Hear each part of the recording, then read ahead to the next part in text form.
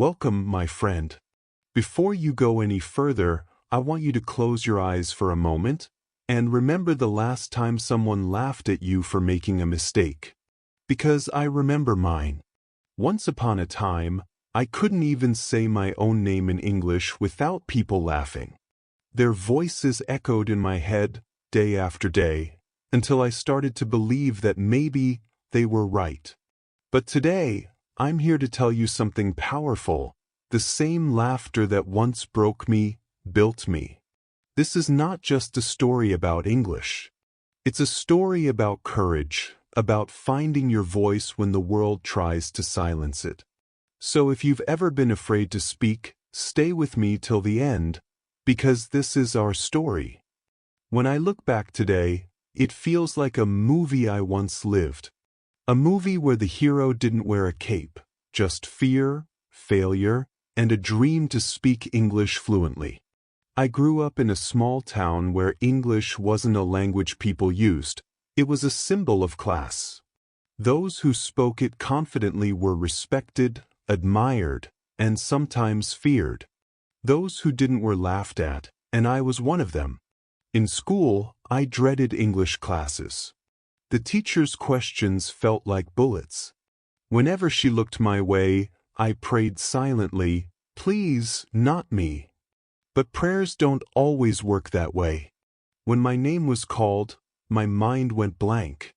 My tongue froze, my heart pounded, and all those words I'd memorized the night before disappeared into thin air. My classmates giggled. I could hear the whispers, the laughter, and the sound of my own confidence breaking inside. At home, I promised myself I would learn. But every time I opened an English book, the words looked like strange symbols from another planet. Grammar rules danced in circles, pronunciation confused me, and that inner voice kept saying, "You can't do it." Still, something deep inside refused to give up. Maybe it was pride, maybe pain, but it was powerful. I remember one particular day that changed everything. I was around 16.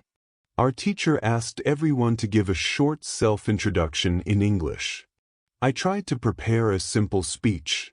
The night before, I practiced in front of a cracked mirror, whispering the same lines again and again. "My name is Ali.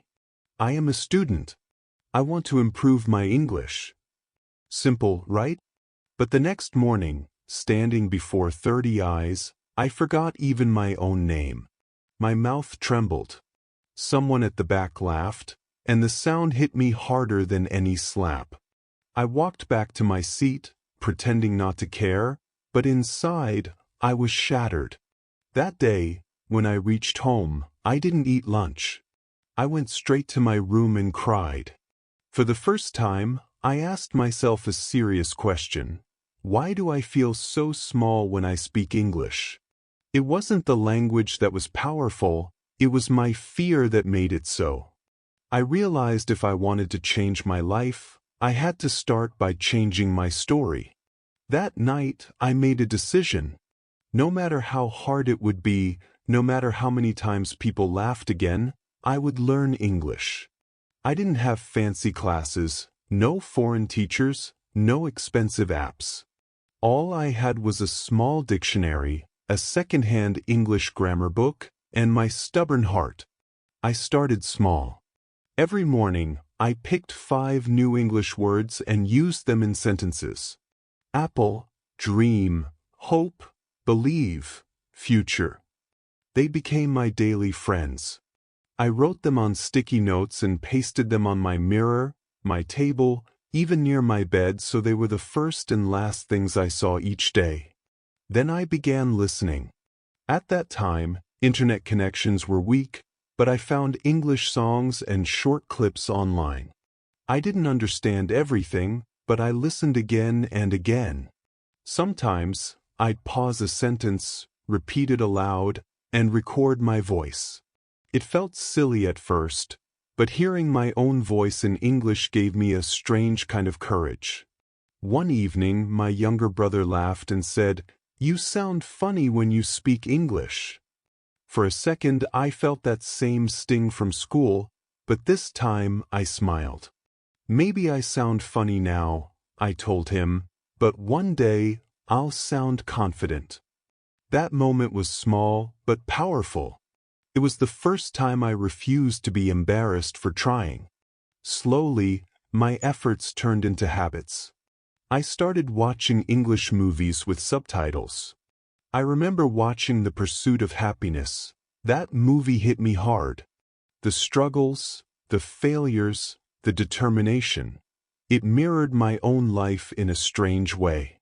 When Will Smith said, "Don't ever let somebody tell you you can't do something," I paused the movie and replayed that line 5 times. It became my mantra. But learning wasn't easy. There were days I wanted to quit. My pronunciation still made people laugh. Once, during a local event, I volunteered to read a paragraph in English. Halfway through, someone corrected my accent loudly. Everyone laughed again. I smiled on the outside but cried inside. That night, I sat under the dim light of my study lamp and wrote one sentence in my notebook. That laughed because I tried, but one day they'll clap because I never stopped. That sentence became my motivation wall. Every failure added another line to that notebook. Each page was filled with broken sentences, misspellings, and hope. Over time, those messy pages became my silent teachers. I didn't realize it then, but something magical was happening. I wasn't just learning English, I was changing the way I thought. I stopped memorizing and started understanding. I began connecting words with feelings, grammar with expression, and sentences with stories. Then came my turning point. After months of practicing, I decided to speak publicly again. My school was organizing an English speech contest. Everyone who knew me thought I was joking when I registered.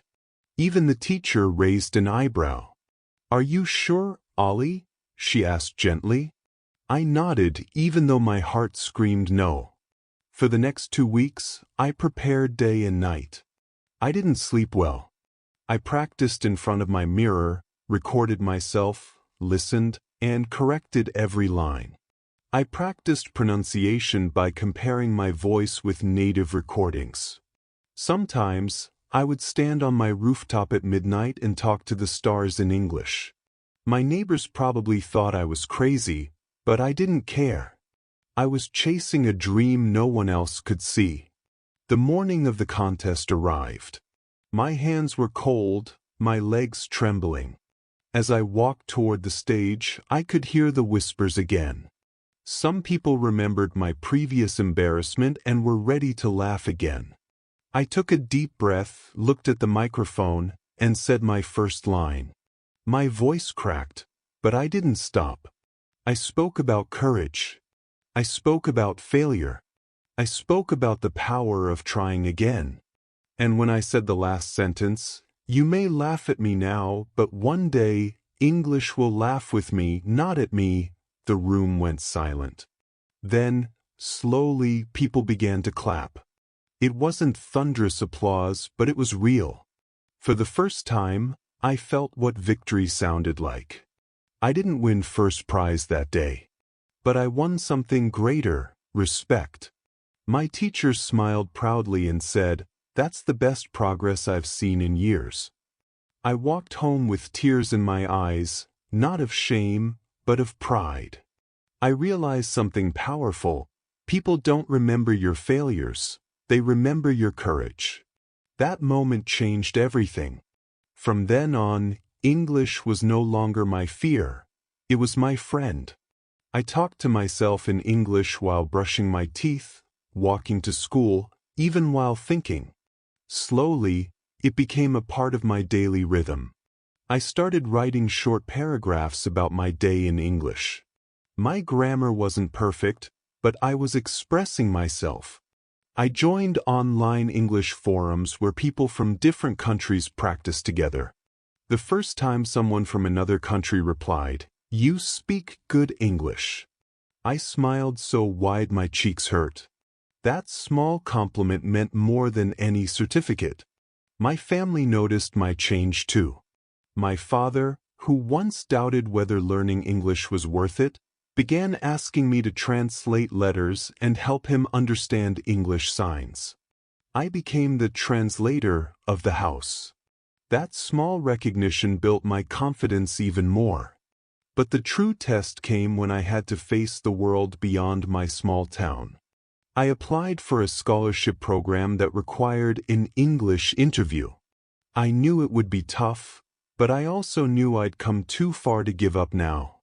The night before the interview, I sat in silence, remembering every moment, every laugh, every failure, every tear. I realized that those who laughed at me had actually helped me. They became the reason I kept going. Sometimes, pain is the best teacher life gives you. The next day, I walked into that interview room with calm determination. I wasn't fluent yet, but I was confident. The interviewer asked, "Tell us about yourself." This time, there was no trembling, no blank mind. I smiled and began, "My name is Ollie. I come from a small town where English was once my biggest fear, but today, it's my biggest strength." The panel smiled. They listened. When I finished, one of them said, "You have a strong story." And I realized I wasn't just learning a language anymore. I was telling my story in it. When I walked out of that room, I didn't know if I'd get selected. But I knew something much greater. I had become the person I once dreamed of being. That day, I walked home under the same sun that had witnessed my failures, and for the first time, I didn't feel small. I felt proud. I wasn't the boy who forgot his name anymore. I was the young man who had found his voice. As I passed by the school, I saw a group of students practicing English outside. One of them was struggling, stammering, blushing, just like I once did. I smiled, walked up, and said gently, "Keep trying. Don't worry about mistakes. I once stood right where you are." The boy looked up, confused. "Really?" he asked. "Yes," I replied. "Everyone laughed at me once. But now I laugh with them, and I help them learn too." That day, I realized something. Success isn't just about speaking English perfectly, it's about never letting fear stop your voice. When I walked away from that interview, I didn't know what the future held. But something inside me felt peaceful, as if the journey had already given me more than I could ever expect. That night, I couldn't sleep. I kept replaying the conversation in my head, the confidence in my voice, the smile on the interviewer's face. For the first time, English didn't sound foreign. It sounded like mine. A week later, I got the email. I had been selected for the scholarship. I stared at the screen for a full minute before I realized tears were streaming down my face. Not just because I had won, but because I remembered the version of myself who once cried alone, ashamed, and afraid. The boy who couldn't say his name without trembling was now going to study abroad, in English. When I told my parents, my mother hugged me tightly and said, "You made us proud, my son." My father, a man of few words, placed his hand on my shoulder and simply said, "Now I understand why you never gave up." Those words were worth more than any award. When I reached the new country, everything felt overwhelming. The streets, the people, the language, everything moved fast. Everyone spoke English with different accents, different tones, and at first I struggled again. I felt like that shy boy from my school days was back, whispering in my ear, "You don't belong here." But this time I knew how to answer him. I said, "I've been here before, and I know how to fight." So I did what I always did. I started listening. Every conversation around me became a classroom. I didn't correct people or compare myself. I observed. I watched how people greeted, how they expressed emotions, how they used simple words to say deep things. I learned that English wasn't just grammar or accent. It was rhythm, emotion, and courage. Every night, I recorded small voice notes, talking about my day. Today I missed home. Today I met someone kind. Today I made a mistake, but I learned. I didn't realize it, but I was not just improving my English, I was documenting my growth as a person. Months passed, and one day, I was invited to speak at a small cultural event for international students. The topic was my journey of learning. When I stood in front of that audience, holding the microphone, I remembered every single person who had once laughed at me. Every giggle, every whisper, every smirk, all of it became fuel. I began softly. There was a time when I couldn't say a single sentence in English without fear. I was laughed at, mocked, and told I'd never make it.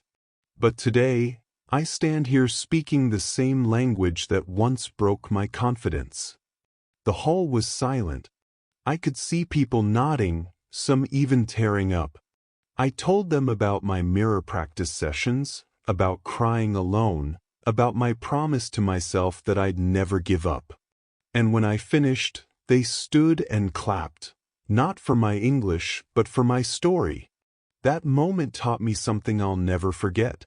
Your struggle becomes your strength when you decide not to hide it. After that event, people began approaching me. Some said, "Your story inspired me." Others asked, "How did you learn English so well?"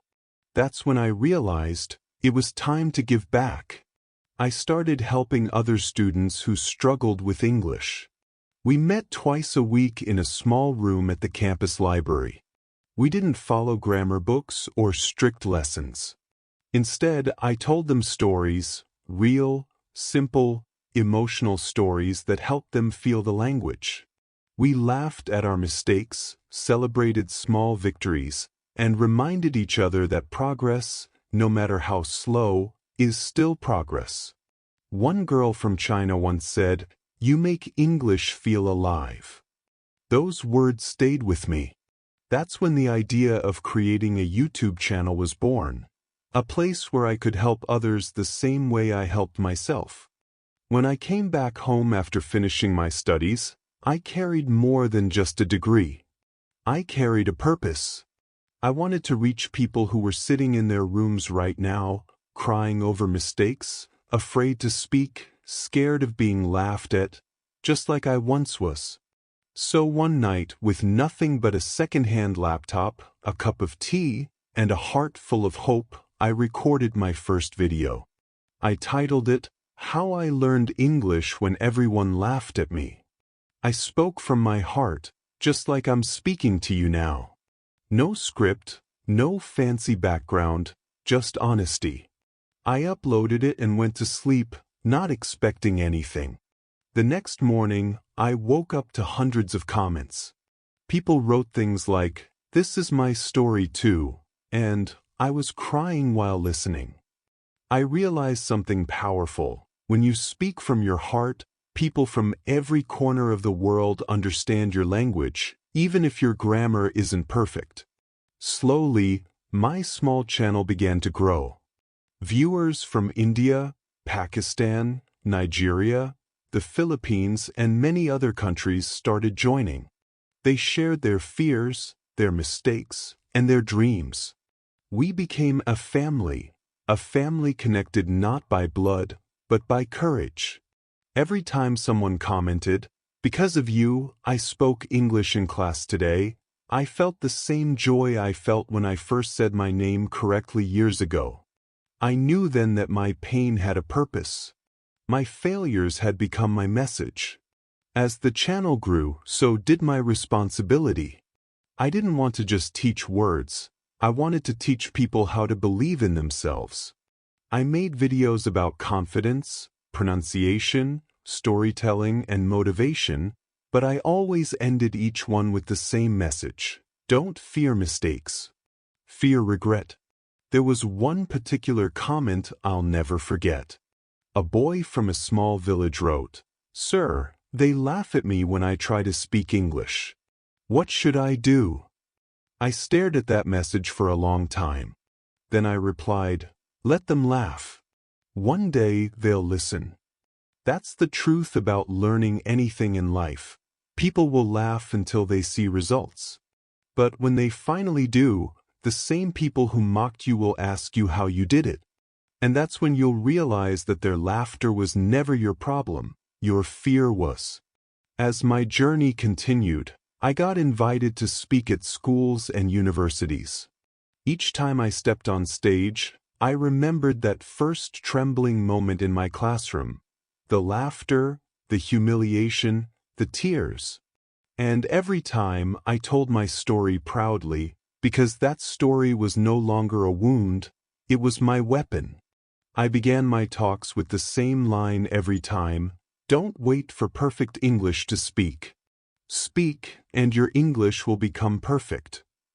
That line became my slogan, my message to every learner out there. One day, after a speech, a little girl came up to me. She must have been 10 or 11. She said, "Sir, I'm afraid to speak English in front of my class. They laugh at me." I smiled and told her, "Then speak even louder next time. Every laugh you hear is proof that you're doing what they can't." Her eyes sparkled, and I saw in her the same fire that once burned inside me. Years have passed now. My English isn't perfect, and it never will be, because perfection isn't the goal. Connection is. Confidence is. Courage is. And those are things no dictionary can teach you. Sometimes I still make mistakes. Sometimes my accent sounds different. But I've learned something beautiful. Mistakes make you real. People don't connect with perfect speakers. They connect with real ones. And whenever someone says, "Your English is good," I smile and think, it's not just English that improved, it's me. Because English didn't just teach me how to speak, it taught me how to believe. It gave me friends from around the world, opened doors I never thought I could enter, and helped me tell my story to thousands of hearts that once felt hopeless. So, if you're watching this or reading this right now and you've ever been laughed at for your English, I want you to remember one thing: you're not alone. I've been there. I've cried those tears. I've felt that pain. But I promise you this: the same language that made you feel small will one day make you stand tall. Every single word you speak, no matter how broken, is a step toward fluency. Every laugh you hear is just an echo of your courage. Every failure is proof that you're trying, and trying is the most beautiful form of strength. You don't need a perfect accent. You don't need expensive courses. You just need one thing: the courage to start and the patience to continue. And maybe one day, when you've reached the top of your journey, you'll look back and realize those who laughed at you were actually the background music to your success story. If this story touched your heart, if you've ever felt the same pain or fought the same battle, then this message is for you. Please like, subscribe, and share this story with your friends and loved ones. Share it with someone who is afraid to speak. Share it with someone who has stopped trying. Because maybe, just maybe, your share will give someone the courage to speak their first English word without fear. And remember, this isn't just my story. It's yours. It's the story of every person who refused to give up when the world laughed. Because one day, the world won't laugh at you, it will clap for you.